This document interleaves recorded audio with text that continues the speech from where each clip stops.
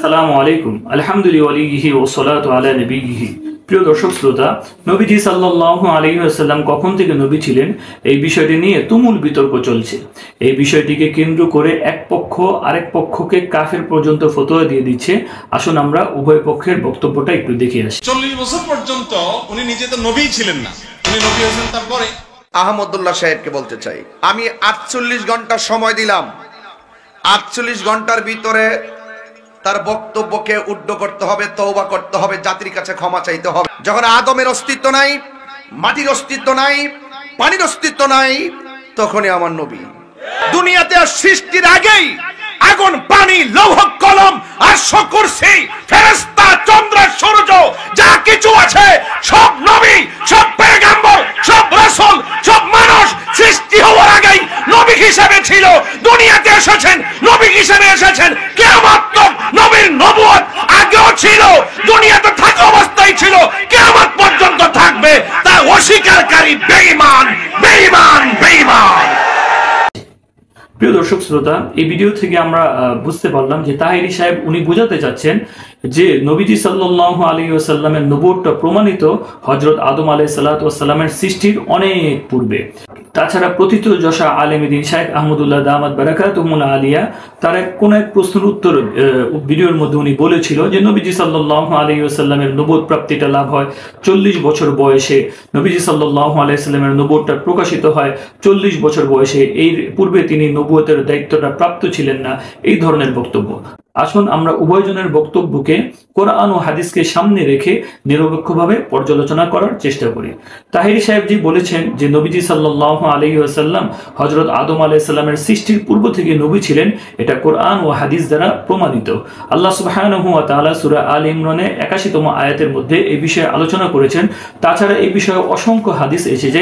তিরমিজি শরীফের 3609 নম্বর হাদিসের মধ্যে এসেছে, হযরত আবু হুরায়রা রাদিয়াল্লাহু তাআলা আনহু থেকে বর্ণিত, তিনি বলেন সাহাবায়ে কেরামের একটা দল একবার নবীজি সাল্লাল্লাহু আলাইহি ওয়াসাল্লামের কাছে গেলেন, গিয়ে বললেন, ক্বালু ইয়া রাসূলুল্লাহ মাতা ওয়াজাবাত লাকান নবুওয়া, হে আল্লাহর রাসূল আপনি কখন থেকে নবী? নবীজি সাল্লাল্লাহু আলাইহি ওয়াসাল্লাম বললেন, ওয়া আদামু বাইনা রূহি ওয়াল জাসাদি, যখন আদম আলাইহিস সালাতু ওয়াস সালাম রূহ আর শরীরের মাঝখানে ছিলেন তখন থেকে আমি নবী।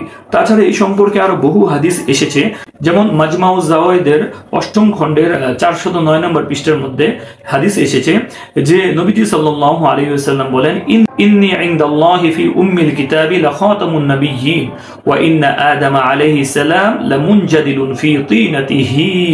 আল্লাহ নবী বলেন, নিশ্চয়ই আল্লাহ তাআলার নিকট লৌহে মাহফুজে আখিরি নবী হিসেবে আমার নাম তখন থেকে লেখা ছিল যখন আদম আলাইহিস সালাতু ওয়াস সালাম কাদা মাটিতে ছিলেন।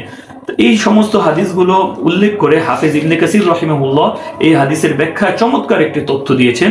হাফেজ ইবনে কাসির রাহিমাহুল্লাহ আল বেদায়া ওয়ান নাহার 2য় খণ্ডের 291 নম্বর পৃষ্ঠার মধ্যে বলেন, ওয়া হাযা ইখবারুন আনিত তানভী বিযিকরিহি ফিল মালাইল আ'লা ওয়া আন্নাহু মা'রুফুন বিযালিকা বাইনাহুম বিআন্নাহু খাতামুন নাবিয়্যিন ওয়া আদামু লাম ইউনফাখ ফীহি রূহ।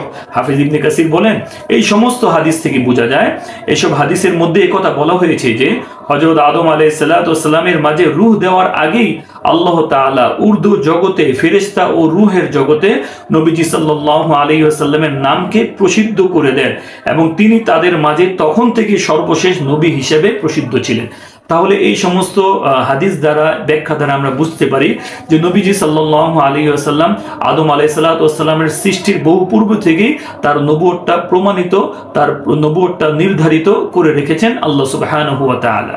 প্রিয় দর্শক শ্রোতা, প্রথিতযশা আলেম দ্বীন শাইখ আহমদুল্লাহ সাহেব আমাদের বিশ্বাস তিনি এই সমস্ত হাদিস এবং ব্যাখ্যা সম্পর্কে অবগত আছেন। তারপরও তিনি কোন এক প্রশ্নের উত্তরের মধ্যে বলেছিলেন যে নবীজি সাল্লাল্লাহু আলাইহি ওয়াসাল্লাম তার নবুয়তটা প্রকাশ পেয়েছিল 40 বছর বয়সে। নবুয়তের গুরু দায়িত্বটা তিনি পালন করেছেন 40 বছর থেকে, এর আগে তিনি পালন করেননি। এই সম্পর্কে আমরা কোরআন হাদিসের মধ্যে এই ধরনের বক্তব্য আমরা দেখতে পাই। যেমন আপনি যদি শামেলে তিরমিজির প্রথম হাদিসটা দেখেন তো সেই জায়গার মধ্যে স্পষ্টভাবে লেখা আছে, হযরত আনাস রাদিয়াল্লাহু তাআলা আনহু থেকে বর্ণিত, তিনি বলেন, বাআসাহুল্লাহু তাআলা আলা রাসি 40 সানাতান, যে আল্লাহ রাব্বুল আলামিন নবীজি সাল্লাল্লাহু আলাইহি ওয়াসাল্লামকে নবী হিসেবে প্রেরণ করেন, নবুয়তের গুরু দায়িত্বটা অর্পণ করেন যখন নবীজি সাল্লাল্লাহু আলাইহি ওয়াসাল্লামের বয়সটা 40 বছর হয়। এইভাবে যদি হাদিস দেখাতে যাই তাহলে অনেকগুলো হাদিস দেখাতে পারবো, যে জায়গার মধ্যে মুহাদ্দিসিন কেরামগণ বলেছেন যে নবীজি সাল্লাল্লাহু আলাইহি ওয়াসাল্লাম নবুয়তের গুরু দায়িত্ব পালন করেছেন, তার নবুয়তটা প্রকাশিত হয়েছেন, তিনি নবুয়ত লাভ করেছেন 40 বছর বয়সে। আমরা অনেকগুলোই দেখাতে পারবো। ইতিহাসের কিতাবের মধ্যে তো অসংখ্যবার লেখা হয়েছে কবলা জুহুরিন নবুওয়া কবলাল বিআসাতি, এই ধরনের কথা অনেক লেখা আছে। যেমন ইতিহাসের প্রসিদ্ধ কিতাব সিরাতে ইবনে হিশামের প্রথম খণ্ডের 129 নম্বর পৃষ্ঠার মধ্যে মুহাম্মদ ইবনে ইসহাক রাহিমাহুল্লাহ উনি বলেন, فلما بلغ محمد رسول الله صلى الله عليه وسلم 40 سنة بعثه الله تعالى رحمة للعالمين وكافة للناس بشيرا وكان الله تبارك وتعالى قد أخذ الميثاق على كل نبي بعثه قبله بالإيمان به والتصديق له।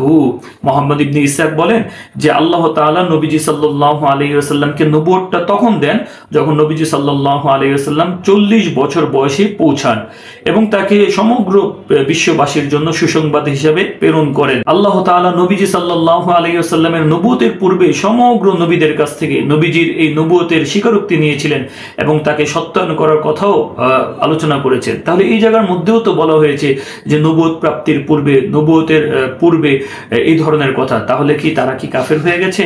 তাছাড়া আমাদের বিশ্বাস যে তাহেরি সাহেব তিনি মাদ্রাসায় লেখাপড়া করেছেন, তো কওমি মাদ্রাসা হোক আলিয়া মাদ্রাসা হোক, যে মাদ্রাসাই হোক, যে সমগ্র মাদ্রাসাগুলোর মধ্যে নবীজি সাল্লাল্লাহু আলাইহি ওয়াসাল্লামের জীবনী গ্রন্থগুলো পাঠ করানো হয়।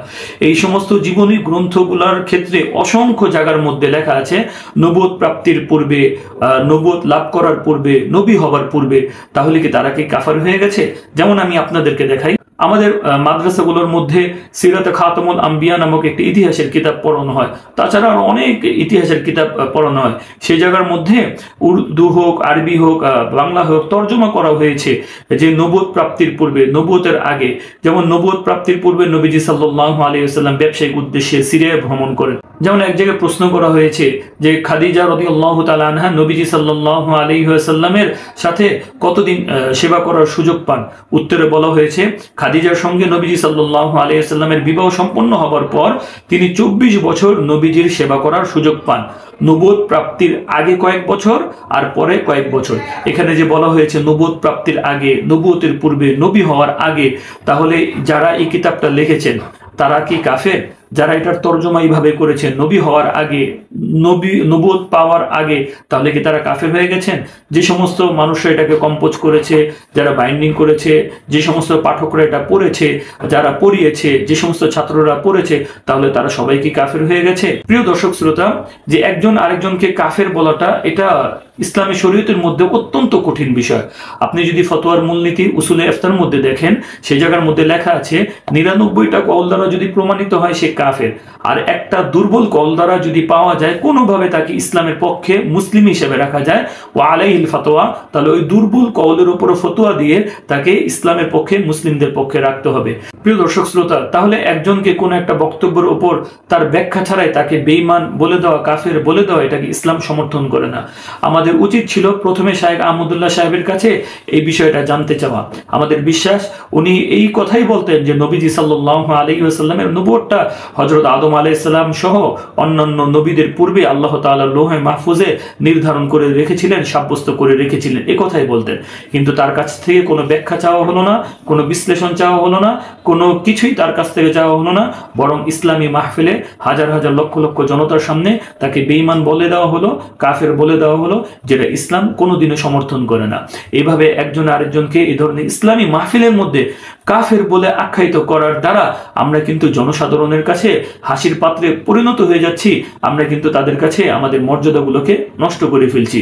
যে জায়গার মধ্যে সারা বিশ্বের মধ্যে মুসলিমরা আজকে নির্যাতিত, নিপীড়িত, সেই জায়গার মধ্যে আজকে আমরা আছি পরস্পরকে কাদা ছোড়াছুড়ি নিয়ে ব্যস্ত আছি। তো এগুলো আমাদের জন্য কোনো ভালো কিছু বয়ে আনবে না। আমাদের সকল মুসলিমদেরকে এক প্ল্যাটফর্মে একত্রিত হয়ে ইসলামের পক্ষে কাজ করে যাওয়া এটা আমাদের জন্য এখন জরুরি হয়ে গেছে। এখন আমরা যদি এই ধরনের কথাবার্তা বলি তাহলে এটা আমাদের জন্য ভালো কিছু বয়ে আনবে না। আল্লাহ তাআলা আমাদের সকলকে সহি সমাজ দান করুক। আল্লাহ তাআলা আমাদের সকলের মাঝে ভ্রাতৃত্ব বন্ধনকে অটুট রাখুক। এই ধরনের বক্তব্য দেওয়া থেকে আমাদের সকলকে বিরত থাকার তৌফিক দান করুক। ওয়া আখিরু দাওয়ানা আলহামদুলিল্লাহি রাব্বিল আলামিন। প্রিয় দর্শক শ্রোতা, আপনাদের যদি এই সম্পর্কে কোনো মহামূল্যবান মতামত থাকে তাহলে আপনারা কমেন্টে জানাতে পারেন। আমি ইনশাআল্লাহ এগুলোর উত্তর দেওয়ার চেষ্টা করব।